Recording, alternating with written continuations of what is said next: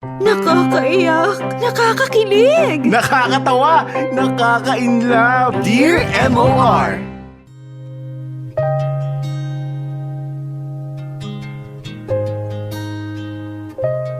Dear MOR, magandang tanghali sa iyo, Popoy, at pati na rin sa iyong mga listeners sa tanghaling ito. Tawagin mo na lamang akong Angge, 29 years old na nagtatrabaho bilang teller ng bangko dito sa Makati. Matagal na akong adik sa pakikinig sa programa ninyo at ilang beses ko ring pinag-isipan kung dapat nga bang sumulat din ako para ibahagi ang kwento ng buhay ko. Popoy, 7 years na kaming magkarelasyon ng boyfriend kong si Paolo.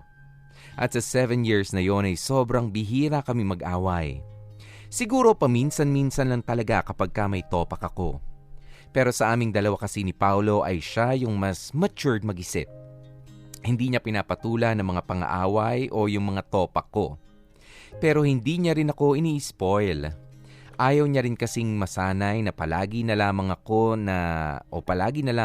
ang nasusunod sa relasyon namin, lalo na kung nasa akin naman ang mali.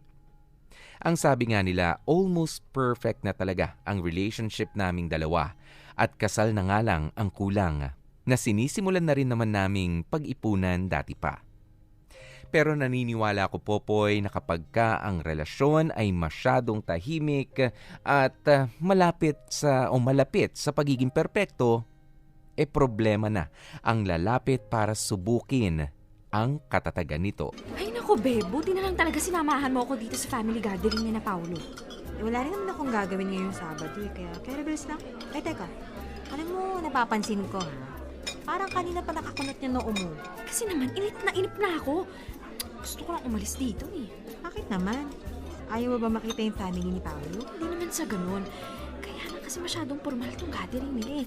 Kaya ang ending, ang boring ang dating para sa akin. Alam mo nga, sa totoo lang, minsan nakakaramdam na rin ako na parang nakakapagod din pala yung relasyon namin ni Paolo. Ha? Seryoso ka ba dyan? Shh, huwag ka maingay. Sorry, nagulat kasi ako eh. Hindi ko kasi ina-expect yung sasabihin mo. Siyempre kasi diba, alam mo yun, 7 years na kayo. Saka ang kwento mo dati, wala naman kayo masyadong pinag-aawayan, diba? Kaya bakit ka makakaramdam ng pagod parang ang smooth naman ng relationship yung dalawa? Ayun na nga, sa sobrang smooth ng relationship namin, ang boring na.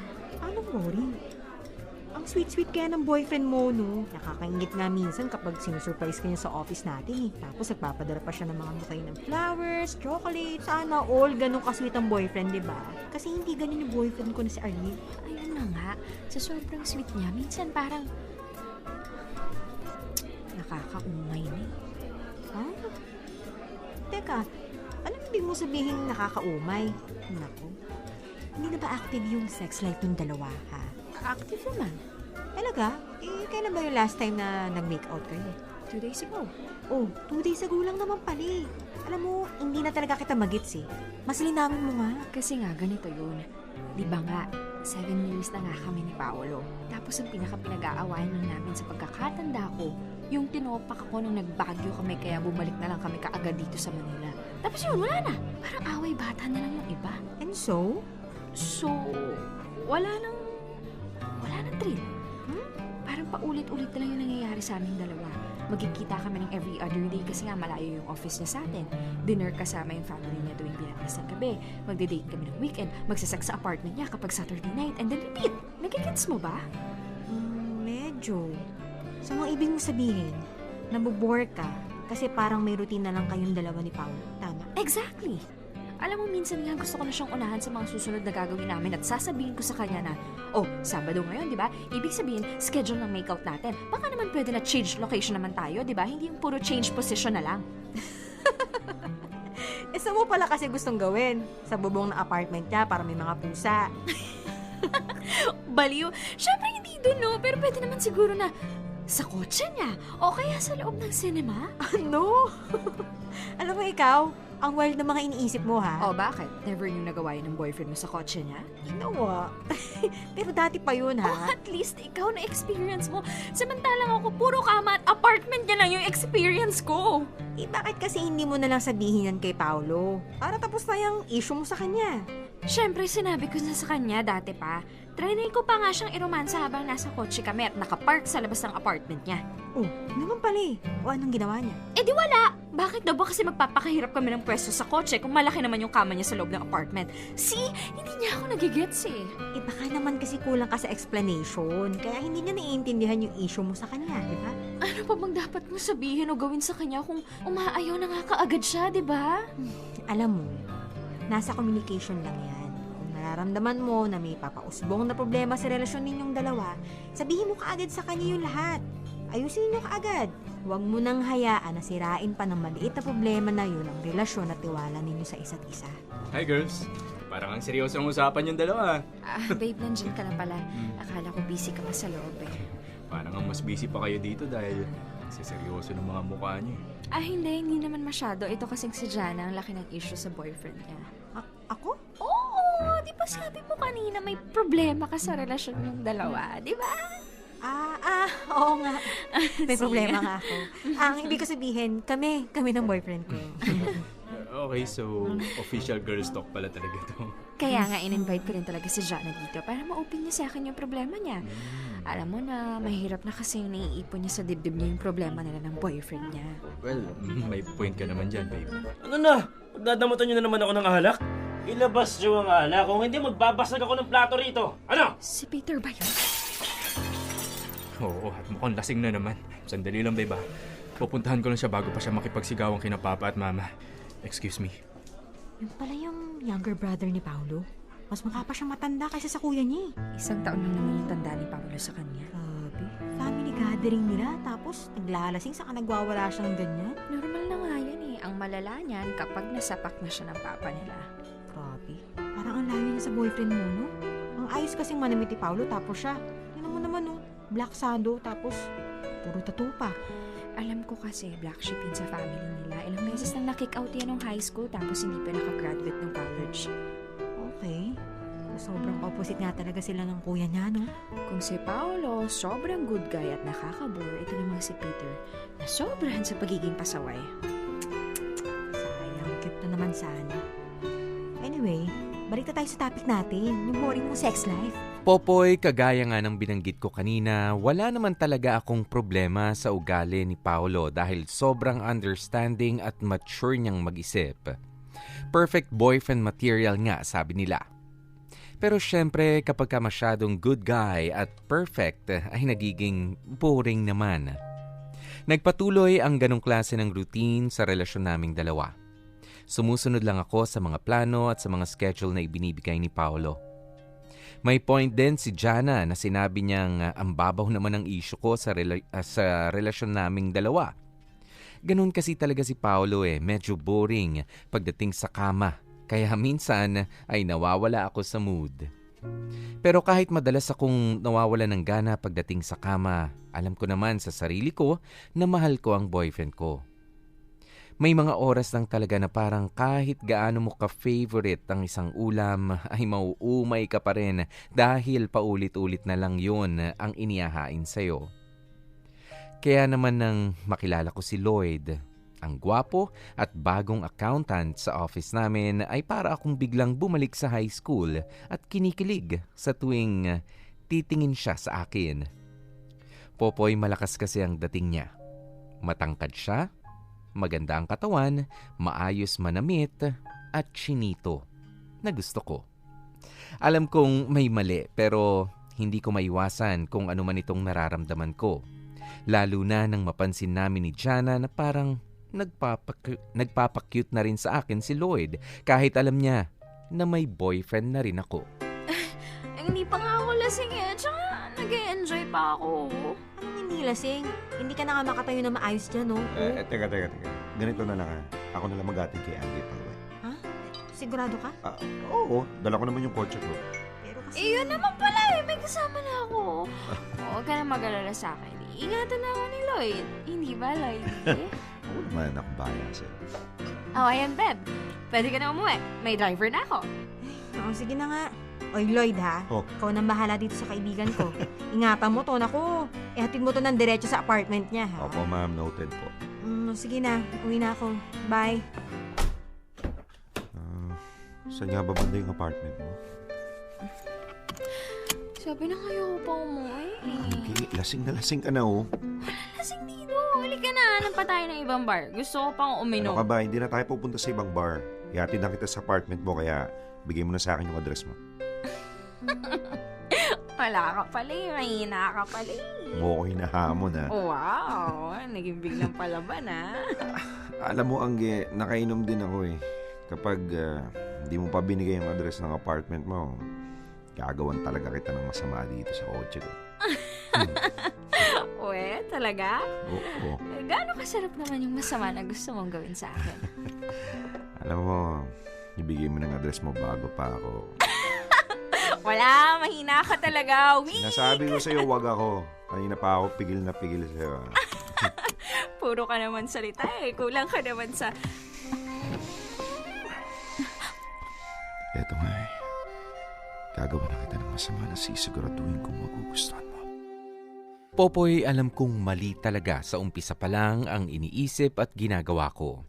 Pero hindi ko na talaga napigilan pa ang sarili ko sa loob ng kotse ni Lloyd. Naibigay ko na at nagawa namin ang lahat ng mga bagay na dati lamang ay ini-imagine kong kami ni Paolo ang gumagawa.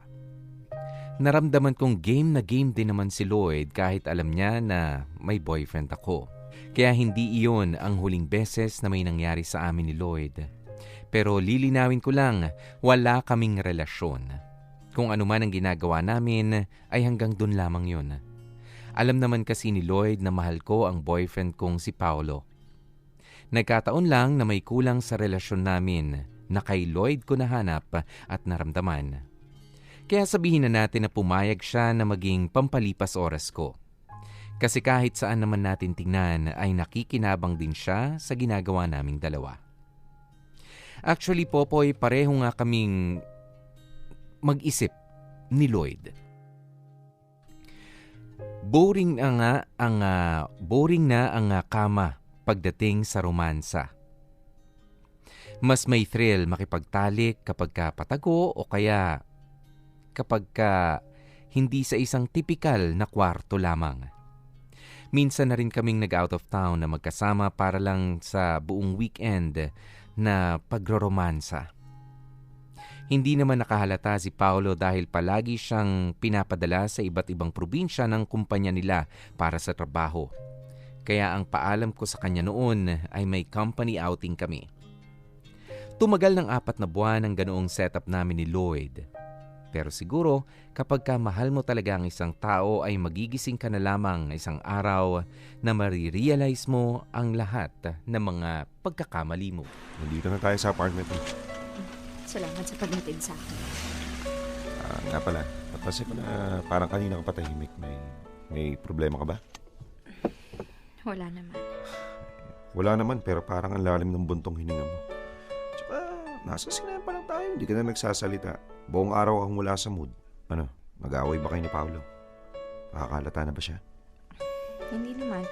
Wala rin naman siya dito sa Manila ngayon. Yun naman pala eh. Bakit kunot yung noo mo? Ayaw mo ba ng ginagawa natin? Gusto mo na bang itigil to? Sa totoo lang, nagigilty na kasi ako. Oo. Huwag ka nang umiyak. Naintindihan ko naman eh. Sa una pa lang, alam ko naman kung ano talaga yung pwesto ko sa buhay mo. Sorry. Dapat nung umpisa pa lang siguro hindi ko na ginawa to. Hindi na dapat kita ginamit. Ano ka ba, okay lang yun? Nakinabang din naman ako sa ganitong setup natin eh. Tsaka, ramdam ko naman na mahal mo talaga yung boyfriend mo. Kaya nga gusto ko nang itigil to eh. Kasi natatakot ako na baka malaman pa niya. Tapos ito pa yung maging dahilan ng breakup namin dalawa. Sorry ha. Kanina ka pa nagsosorry. Wala ka namang kasalanan sa akin. Well, bago tayo nag-start sa kung ano man tong ginagawa natin, alam ko nang dito rin ito matatapos. Salamat ha. Para sa pagpapagamit ko ng katawan ko sa'yo. Hindi, sira. Para sa kakaibang friendship na pina-experience mo sa akin. Tsaka siguro sa pakikinig na rin sa mga rants ko tungkol sa sex life namin ni Paolo. Wala yun. So, this is the end? I think so. Pero magpapansinan pa rin naman tayo sa office, di ba? Oo naman, hindi naman pwedeng hindi. Mabuti naman. Kasi mahirapan akong gumawa ng report kung hindi mo na ako kakausapin. Huwag kang mag-alala. Tutulungan pa rin kita kahit wala ng kapalit na movie tickets. Sige na, bababa na ako, Angge, ha? sandali lang. Bakit? Baka pwedeng humirit ng one last kiss. Sige naman, last na to, ha? Thank you. Mamimiss kita. Palagi naman tayo magkikita sa office. Salamat ulit, ha? Ingat ka sa pagdadrive mo. Bye.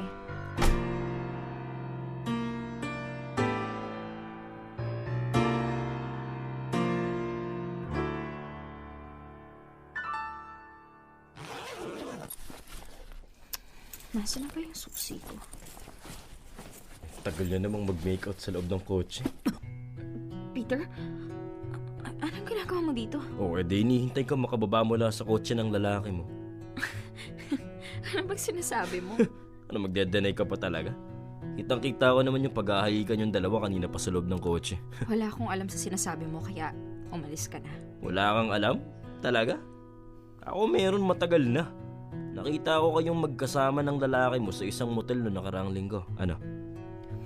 Umuwi ka na bago ko pa isumbong sa kuya mo yung paggugulo mo dito sa apartment ko. Di sumbong mo ako. Tawagan pa natin ano? Para masabi ko na rin sa kanya kung ano yung nakita kong ginagawa mo. Sandali lang dadahil ko lang yung number. Itigil mo nga yan! Teka, bakit mo inagaw yung cellphone ko? Ikaw na ba ang tatawag kay Kuya Paolo para isumbong ako, ha? Ano ba talagang gusto mo? Narinig ko rin yung kanina ko pa hinihintay na marinig. Sabihin mo na kasi! Teka, cool ka lang. Masyado namang mainit yung ulo mo. Akin na muna yung cellphone ko. Yan. Alam mo, simple lang naman yung gusto ko eh. Ano nga? Sabihin mo na! Pera! Bayaran mo ako para tumahimik tong bibig ko. Magkano? 10,000. 10,000? Bakit parang gulat na gulat ka? Sa bangko ka naman nagtatrabaho, di ba? Sigurado ako na marami kang pera. Hindi ako magbibigay ng ganyang pera. Sige, mabilis naman akong kausap eh. Dahil lang natin ngayon yung number ni Kuya kasi sigurado naman ako nagising na Wait! siya. Wala kasi akong cash dito eh. Pwede bang 6,000 muna? Okay, sure. Mabait naman ako lalo na kapag usapang pera. I-transfer mo na lang sa bank account ko ang natitirang 5,000. Teka, 4,000 na lang yung dapat 5,000 kasama ang interest, so take it or leave it. Popoy, si Peter na nga siguro ang isa sa mga karma sa ginawa kong kasalanan kay Paolo. Doon ko naramdaman na mahal ko talaga ang boyfriend ko at ayokong malaman niya ang ginawa namin ni Lloyd. Ayokong mawala siya sa akin. Kaya pumayag na ako na bayaran si Peter kapalit ng pananahimik niya. At nang magkita kami ni Paolo ay mukha namang tumupad si Peter sa usapan namin. Wala kasing bakas na may alam na si Paolo sa ginawa ko. Mas naging sweet pa nga siya sa akin dahil gusto niya raw bumawi sa mga pagkukulang niya bilang boyfriend ko. Pakiramdam niya raw ay parang nawawalan na siya ng time sa akin kaya niyaya niya akong mag-take ng leave sa trabaho at magbakasyon muna kaming dalawa. Pumayag naman ako, Popoy, dahil pakiramdam ko ay isa yon sa mga paraan para makabawi rin ako sa kanya. At ng mga oras nga na magkasama kaming dalawa ay nakayakap ako sa kanya at pagkatapos na may nangyari sa amin ay bumalik sa isipan ko ang lahat ng dahilan kung bakit tumagal ng 7 taon ang relasyon namin ni Paolo. At yon ay dahil mahal na mahal ko siya. At si Paolo lang naman talaga ang gusto kong makasama habang buhay. Dear MOR Thrill.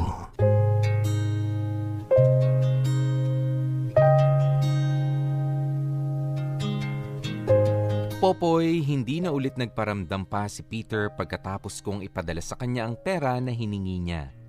Naging tahimik na ang relasyon namin ni Paolo at ginawa ko ang lahat para makabawi sa mga naging kasalanan ko sa kanya. Madalas ay nagigilty pa rin ako at gusto kong sabihin na rin sa kanya ang ginawa namin ni Lloyd, pero alam ko kasi na malaki ang possibility na kapag ginawa ko yun ay hindi niya na ako mapatawad pa. Kaya nagdesisyon akong itago na lamang ang lahat. Bumalik naman kami as regular office mates ni Lloyd. Hanggang simpleng ngitian at batian na lamang kami sa office at never na kaming lumabas ulit kagayang ng naging huling usapan namin. Bumalik na ulit sa normal ang buhay ko at ang relasyon namin ni Paolo. At handa na rin akong kalimutan kung anuman ang nagawa kong kasalanan sa kanya. Kakapagod. Buti na lang lunch break na. Sino to tumatawag? Hindi na kasi yung number dito sa cellphone ko. Hello, sino to? Hi, Angge. Kamusta? Peter? Aba, nakas naman. Nabusesan ka agad ako. Paano mo nakuha yung number ko? Wala siya. Yun ka agad ang tanong? Hindi ba pwedeng kumustahin mo muna ako, ha? Ano, hindi mo ba ako na-miss? Pwede ba wala akong oras sa'yo? Nasa trabaho ako. O, teka, di ba lunch break yun, ha? Patapos na ako, kaya pabalik na rin ako sa trabaho. Tumawag lang ako. Babalik ka na kagad sa trabaho. Hinihintay ko pa naman ang magic question mo. Diretsuhin mo na nga lang ako. Ano bang kailangan mo? Ayun, marunong ka naman palang magtanong ng maayos ngayon eh. Pero may mali eh. Dapat kasi ang tanong mo, magkano ang kailangan ko? Binayaran na kita, kaya tapos na yung usapan natin. Kaso kasi yun nga eh, naubos na eh. Kaya kailangan ko ulit ng alawan. Hindi na ako ulit magpapauto sa'yo. Peter! Kakain na raw sabi ni Mama. Sumabay ka na sa amin. Sige kuya, susunod na ako. Kausap ko lang kasi tong girlfriend ko eh. Si Paolo ba yun? Oo, wala kasi siyang pasok ngayon sa trabaho eh. Ang alam ko nga, isusurprise ka niya mamaya. Pero parang mas masusurprise siya sa ikikwento ko sa kanya tungkol sa'yo. Sige na, magkagantuhan. Sandali! Kano ba kailangan mo? Yun! Narinig ko rin. Maliit lang naman eh, mga 15,000. Ano? Saan ako kukuha ng ganyan kalaking pera? Kunwari ka pa. Alam ko namang maiipon kayo ni Kuya. Eh di, ano gamitin mo? Hindi pwede. Makakahalata siya na ginalaw ko yung savings naming dalawa. Okay, fine. 10,000 na lang muna. Pero alam mo na, may interest na ulit yung natitira. Sige, ipapadala ko na lang sa account mo. Hindi, ayoko. Anong ayaw mo? Ayokong ipadala mo sa account ko. Dahil ang gusto ko, ibigay mo sa akin ng personal. Ano naman ba to, Peter? Oo, sige na. I-text ko na lang sa'yo kung saan at kailan tayo magkikita para maabot mo yung pera. Kinakatok na ulit ako ni Kuya dito sa kwarto. Bye. Teka! Paano ba to? Dapat talaga hindi ko na siya binigyan ng pera nung una pa lang eh. Angge, okay ka lang? Lloyd, Oh, may problema ka ba? wala. Ayos lang ako. Alam ko may problema ka. Sabihin mo na sa akin, baka matulungan kita. Ano? Tungkol to kay Paolo, ano? Hindi. I mean, oo, medyo. Siya yung kausap mo kanina, kaya parang galit na galit ka. Yung kapatid niya, si Peter. Teka, yung kinuwento mo na black sheep sa family nila. Oh, na meron sa kanya. Tsaka, bakit niya tinatawagan? Alam niya kasi yung tungkol sa atin eh. Nakita niya tayo magkasama sa isang hotel tsaka sa kotse dati. Ganun ba?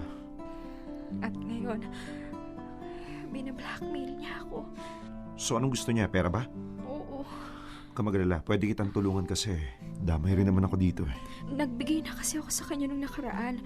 11,000. Ang sabi niya pagkatapos noon tatahimik na siya. Oh, nagbigay ka na pala eh. Ano ba bang gusto niya?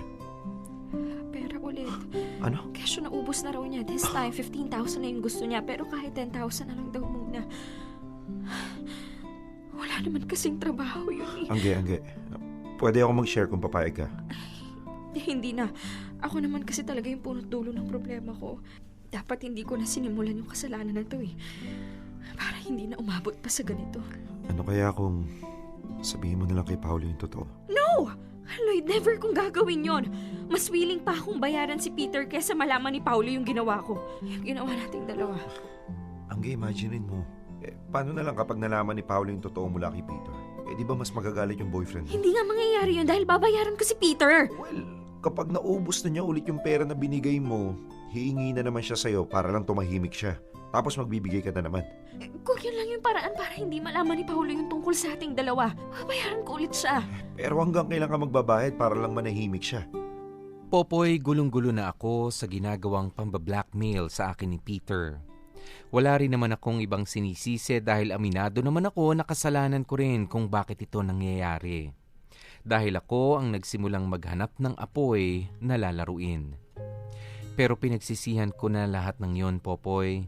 Kaya nga nagdesisyon na akong itigil kaagad kung anuman ang ginagawa namin ni Lloyd.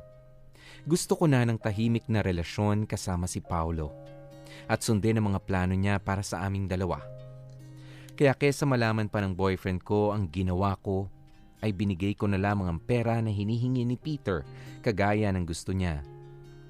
Nagkita kami sa isang restaurant kung saan umorder pa siya ng mga pagkain na ako rin naman ang pinagbayad niya. Nakipag-usap siya sa akin bago niya tuluyang kinuha ang pera, Popoy. At tama nga si Lloyd, hindi pa iyon ang naging huling beses na pambablackmail niya sa akin. Nasundan pa ng nasundan ang paghingihingi niya ng pera. At sa tuwing ibibigay ko ang pera na gusto niya ay kailangan munang magkita kaming dalawa. Dahil ayaw niya na ipinapadala ko ang pera sa account niya. Uy, tsaka na pala. Ba't late ka ngayon, ha? Ito na yung pera mo. Sungit naman ito. Alam mo, kumain ka muna. In-order na kita ng pagkain. Kailangan ko na rin umalis ka agad. Kumain ka nga muna. Kasi, saan naman itong mga babayaran mo mamaya kung di mo man lang matitikman? Magkikita pa kami ni Paolo kaya nagmamadali ako. Uy, alam ko namang mamayang gabi pa yun. Kaya nga, lunchtime ako nag-set ng date natin eh. Anong date yung sinasabi mo? O bakit? Hindi ba date ang tawag kapag nagkita ang babae at lalaki sa isang restaurant? O babae ka, lalaki ako. Eh di nag-date na nga tayo. Ang daming beses na nga eh. Oh. Alam mo, hindi ka lang pala tamad magtrabaho.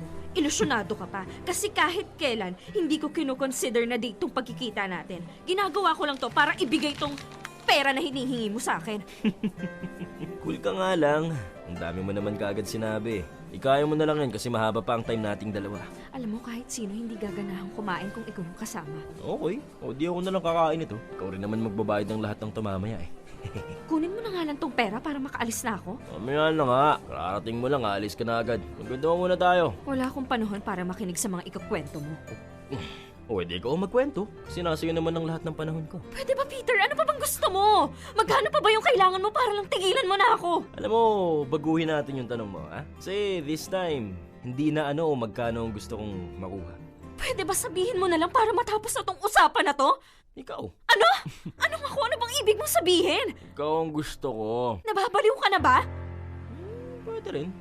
Kasi malapit na rin naman ako mabaliw sa'yo kapag hindi mo ako pinagbigyan. Peter, boyfriend ko yung kapatid mo. Alam ko! Sa totoo lang kasi, Angge, matagal na kitang gusto eh. Sigurado naman ako napapansin mo yan. At kahit kailan, hindi kita magugustuhan. Ay, pwede ba narinig ko na yan? Marami ng babae ang nagsabi sa akin yan. Pero lahat sila, bumigay din sa akin.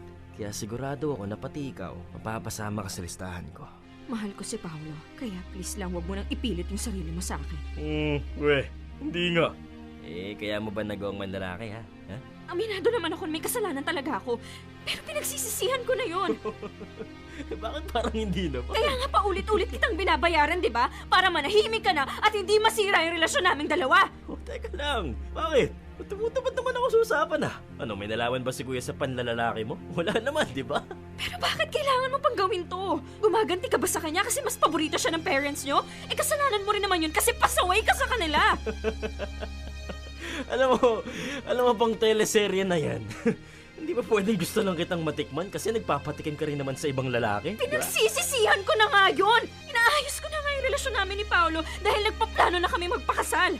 Sa tingin mo ba matutuloy pa yung mga plano nyo kapag nalaman ni Kuya yung mga pinaggagawa mong kalokohan, ha? Peter, binigay ko na lahat ng perang hinihingi mo sa akin. Bakit naman pati sarili ko pa? Kasi nga gusto kita. Ano, hindi pa ba malinaw yun? Pero boyfriend ko nga yung kapatid mo, respeto mo naman sana kahit man lang yung pagiging magkapatid niyong dalawa. Yung mga magpinsan nga, nagkakaagawan ng asawa eh. Yung magkapatid pa kayo. To think na girlfriend ka pa lang niya. Pwede ba, Peter, itigil mo na nga to? Wala rin naman pupuntahan tong usapan na to eh. Ay, makinig ka kasi muna sa akin, okay? Dahil baka magbago pa yung isip mo. Alam mo, sa totoo lang, pareho kami ng taste ni Kuya sa babae. Kaya nga natutuwa ako kapag dinadala ka niya sa bahay kasi nagagawa kitang pagpantasyan kahit wala sa malayo niya. Hindi ko alam na ganyan ka pala kasama. Hoy, grabe siya oh. Di ba pwedeng malakas lang talaga yung tama ako sa'yo? Kaya nga nang makita kitang may kasamang ibang lalaki habang wala dito si Kuya sa Manila, naisip ko nun na may chance pa rin pala ako na maka-score sa girlfriend ng kapatid ko. Wala ka na ba talagang konsensya? Pati yung relasyon mo sa kapatid mo, handa mong sirain para lang dyan sa Sa sarili mong kagustuhan? Nagsalita ang may konsensya. Tsaka pwede ba? Huwag ka na nga magmalinis dyan. Ginawa mo naman na to, di ba? Nakipag-sex ka na sa ibang lalaki habang kayo pa ni Kuya. So, anong difference kung tayong dalawa naman? Huwag mo nang ibalik yung ginawa kong kasalanan dahil pinagsisisihan ko na yon. Alam mo, ganun pa rin yun. Nagawa mo nang magloko, bakit di mo pa ulit? Ayoko nang dagdagan yung kasalanan ko sa kuya mo eh. Kaya pwede ba? Tinatama ako na oh. Kung nag-aalala ka na baka malaman ni Kuya yung gagawin natin. Maingat naman ako eh. Hindi makakarating kay Kuya yung mangyayari sa ating dalawa. Wala talagang kahit na anong makakarating kay Paulo dahil kahit kailan, walang mangyayari na kahit ano sa ating dalawa. Kaya itigil mo na yung pag-iisip o pinaplano mo, Peter. Hindi ako makapaniwala sa gustong mangyari ni Peter, Popoy. At hindi yon ang huling beses na sinabi niya sa akin ang gusto niyang maging kapalit ng pananahimik niya sa kapatid niyang si Paulo tungkol sa kasalanan ko. Lalo akong nahirapan sa sitwasyon ko dahil sa ginagawa niyang panggigipit sa akin. Ayoko talagang malaman ni Paulo ang ginawa kong kasalanan noon dahil alam ko na baka hindi niya na ako mapatawad pa. At ang pinakaayokong mangyari sa lahat ay yung mawala siya ng tuluyan sa akin. Kaya nga, hindi na ako talaga halos dumadalaw sa bahay ni na Paulo para lang maiwasan siya. Ilang dahilan na ang ginawa at binigay ko sa boyfriend ko para lang makatanggi sa mga invitation niya kasama ang pamilya niya. Alam kong napapansin na niyang may kakaiba sa ikinikilos ko pero pinipigilan ko pa rin ang sarili ko na sabihin sa kanya ang totoo. Hanggang sa tumigil na nga rin si Peter sa paghihingi ng pera sa akin, Popoy. Pero napalitan naman yun ng pamimilit niya na may mangyari sa aming dalawa.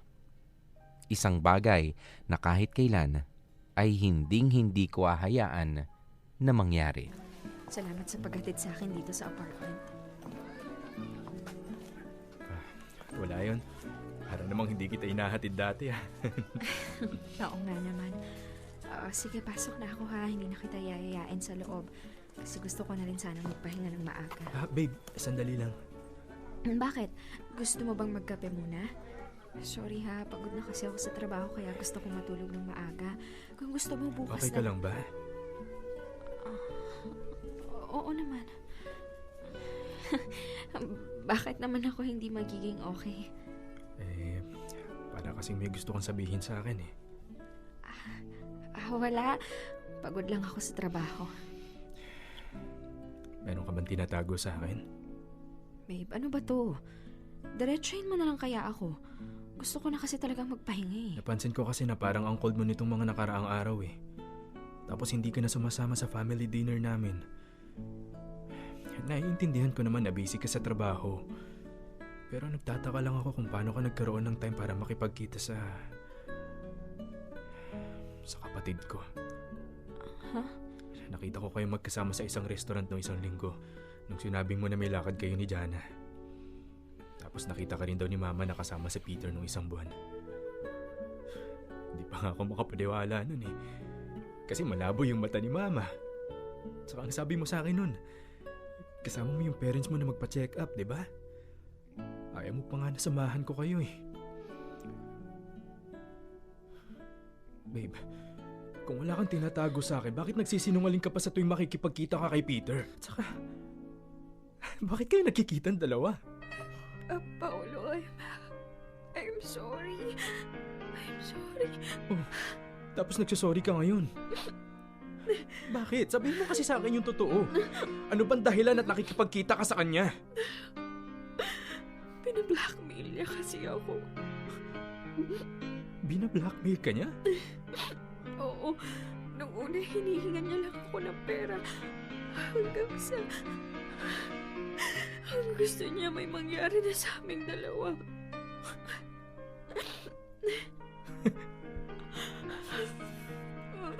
Babay talaga ng kapatid ko.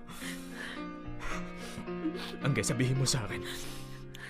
Bakit ginagawa ni Peter sa'yo to? Anong dahilan ng pang-blackmail niya sa'yo? Paolo, may kasalanan kasi ako sa'yo. Niloko kita. Naging mapaghanap ako. I'm sorry. Ano?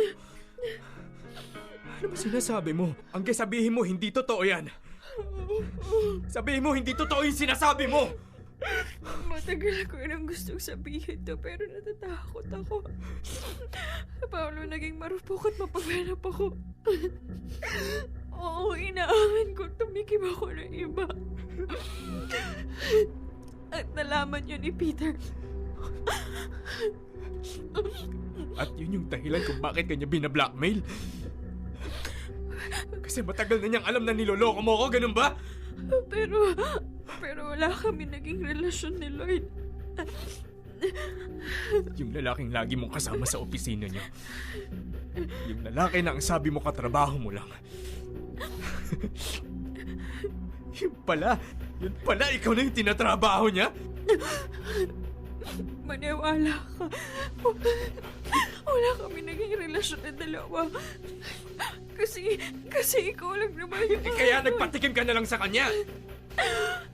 At pinagmamalaki mo pa sa akin ngayon na wala kayong naging relasyon ng lalaki mo? Wow! Wow! Ang gay! Paano mo nagawa sa akin to, ha? Tinigay ko naman lahat sa'yo, ha? Alam ko... Saan pa ako nagkulang? Sa kama ba? Mas magaling pa siya sa akin? Ha? Ano, mas marami siyang alam? Mas napapaligaya ka ba niya? Tama na! Ayoko na marinig yan! Okay, bakit ako? Bakit ako? Sa tingin mo ba gusto kong naririnig itong mga sinasabi ko, ha? Alam mo, matatanggap ko naman eh. Matatanggap ko kung nagkulang ako sa part na yon. Sige, sabihin na natin na hindi talaga ako magaling, na boring talaga ako sa kama. Pero Angge, sana naman! Sana sinabi mo na lang sa akin para mas napaliwanagan mo yung isip ko. Sana hindi ka na lang naghanap ng iba. Kasi kung yun lang yung problema mo, Angge, ang babaw eh. Sobrang babaw mo! Pinagsisisihan ko naman lahat. I'm sorry. Gusto ko nang itama yung mga mali ko. Ganon. Kaya tinago mo na lang sa akin, ha? Pumayag ka pa sa pang-blackmail sa'yo ni Peter? Dahil ayoko na nga sanang malaman mo. Ayoko magalit ka sa akin kagaya ng nangyayari ngayon. Kasi hindi ko kaya na masira itong relasyon natin. Ayaw mong masira yung relasyon natin. Pero sa halip na sabihin mo sa akin yung problema mo, para maayos natin to, naghanap ka na lang ng iba. Sa tingin mo ba tama yung ginawa mo? Sa ginawa mo ba walang masisira sa atin, ha? Nagsisisihan ko na nga yung lahat. Patawarin mo na ako.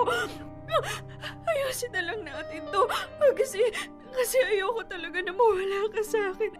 Ay, Paolo, mahal kita. Mahal Angge, kita. ako rin naman eh.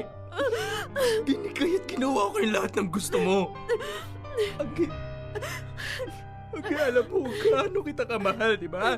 Kaya sana alam mo rin kung gaano ako nasasaktan ngayon. Ayoko mawala ka sa akin. Sana naisip mo yung bago mo ginawa yun. Kasi kung mahal mo talaga ako, hindi ka na maghahanap ng iba. Dito naman ako lagi para sa'yo eh.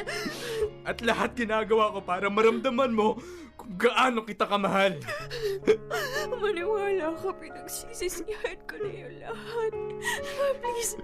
Please, Paolo, ayusin natin to. Hindi ko kayang mawala ka sa akin. Ikaw lang yung mahal ko. Patawarin mo na ako. Sorry din, Angge. Sorry, pero hindi ko na kaya. Hindi na kita kayang patawarin. Tapusin na lang natin to. Popoy, hindi na nga ako nagawa pang patawarin ni Paolo kagaya ng inaasahan ko. Sa oras na malaman niya ang totoo. Ilang beses ko pa siyang sinubukang kausapin pero sarado na talaga ang isipan at lalo na nga ang puso niya para sa akin. Hanggang sa napagod na lang ako sa kahahabol kay Paolo. Wala naman kasi akong magagawa talaga, Popoy, kung ayaw niya na dahil sobra-sobra ko siyang nasaktan sa ginawa ko. At nang malaman ni Lloyd ang nangyari ay sinabi niya sa akin na handa siyang pangatawanan kung anuman ang namagitan sa aming dalawa. Pero dahil wala naman akong kahit na anong pagmamahal na nararamdaman para kay Lloyd, ay hindi ko na rin siya in-entertain. Sinabi ko na si Paulo pa rin talaga ang mahal ko kahit ayaw niya na sa akin. Si Peter naman ay tumigil na rin sa ginagawa niyang pambablackmail. Wala na rin naman siyang dahilan para gawin pa yon. Ngayon ay halos 1 taon na mula nang mangyari ang lahat.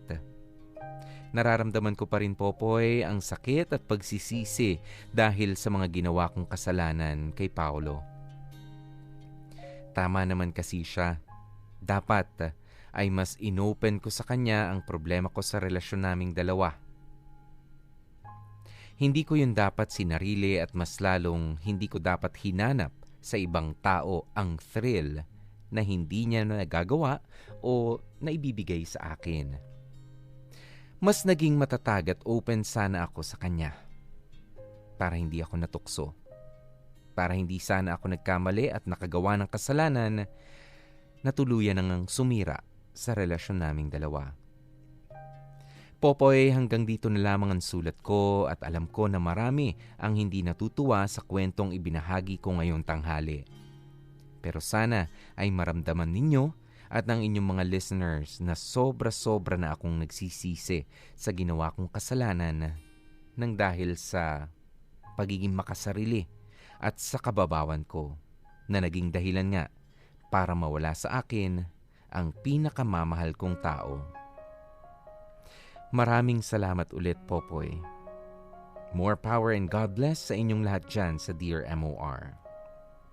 Lubos na gumagalang, Angge.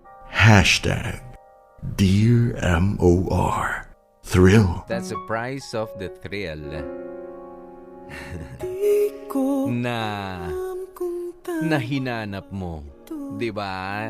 Minsan ho talaga yan ang merong katapat. Sabi nga, yan ang presyo ng it will cost you your relationship. Diba, with your boyfriend, diba, kapag ka ikaw ay hindi naging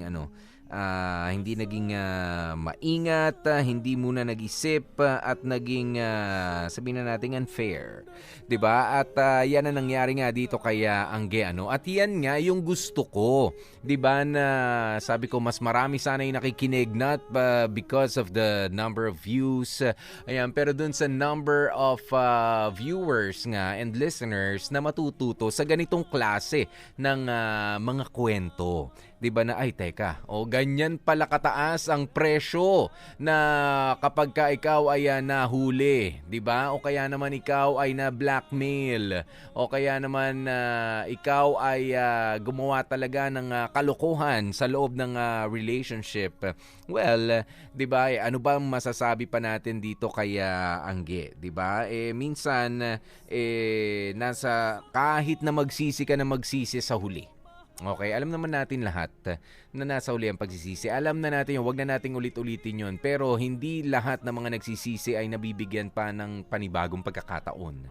'Di ba? Kaya kayo na nabigyan ng panibagong pagkakataon, nagkamali sa loob ng relationship ninyo, ay maging maingat na sa mga susunod na mga darating na tukso. Maging maging anong tawag mo rito, maging very open kayo sa inyong karelasyon, sa inyong sinasabing mahal, 'di ba?